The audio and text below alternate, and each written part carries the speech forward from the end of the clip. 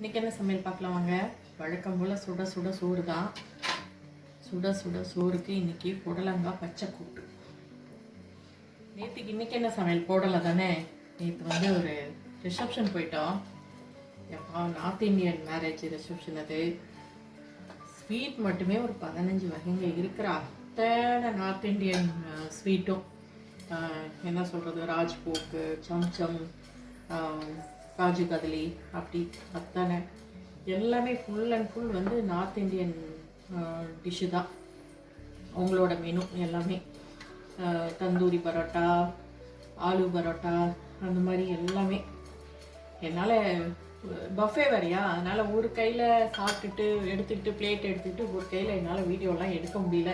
அதுவும் இல்லாமல் செம்ம ரஷ்ஷு வேறு. அந்த இடத்துல வீடியோலாம் எடுக்க முடியும்னு எனக்கு தோணலை, அதனால் நான் வீடியோ எடுக்கலை. இந்த கூட்டுக்கு தொட்டுக்க பார்த்தீங்கன்னா அவரைக்காய் பொரியலும், இது கத்திரிக்காய் ஃப்ரை.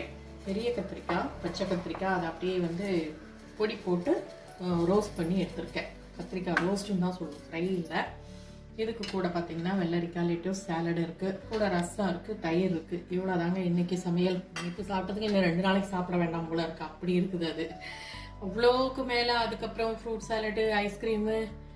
ஆனால் எங்களால் தான் சாப்பிட முடியல. நிறைய பேர் அதை ரசித்து சாப்பிட்டாங்க. எங்களுக்கு தான் அளவு ரொம்ப அதிகமாக இருந்த மாதிரி இருந்துச்சு.